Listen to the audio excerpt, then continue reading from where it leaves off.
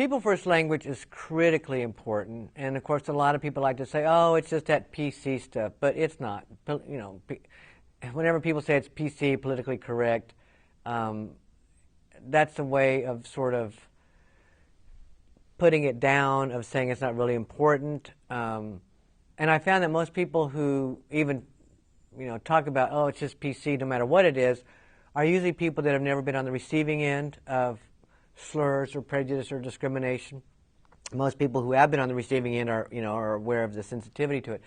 But People First Language was started by people with disabilities back in the 70s as really part of the People First movement that came out of, you know, the origin of out of the Scandinavian countries, came to Canada by way of a conference, and some people from Oregon went to the conference in Canada. And it was people with disabilities, specifically people with cognitive disabilities, who said, we are not our disabilities. We are people first. I'm a person first. And they also said we can speak for ourselves. So that was the beginning of what we look back on now and call the People First movement or the self-advocacy movement.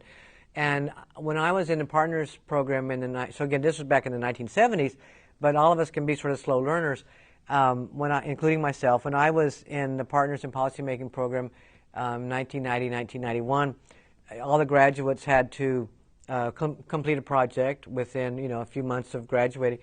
And I chose to write an article about People First Language.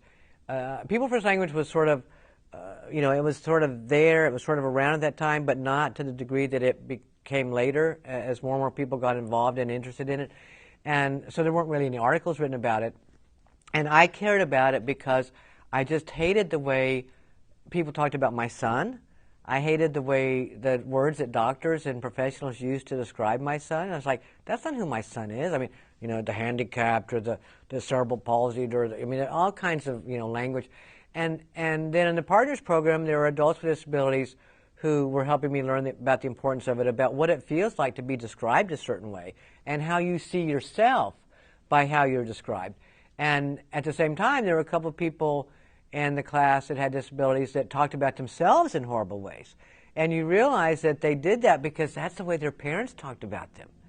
I mean, children grow up talking and seeing themselves through the eyes and ears of their own parents. I mean, I love this wonderful quote. I think the lady's name is Marceline Cox, and she said, children can never be better than their parents think they are. I mean, children just, the mirror is by looking in our eyes. And, you know, they think they can't be very good because that's what the image that we've given them. And so People First Language is very, very important. It's very simple. It's not hard to understand. You put the person before the disability. It's a person with a disability. It's not a handicapped person. We're going to get rid of that H word altogether. The H word is as pejorative as the N word is to other people.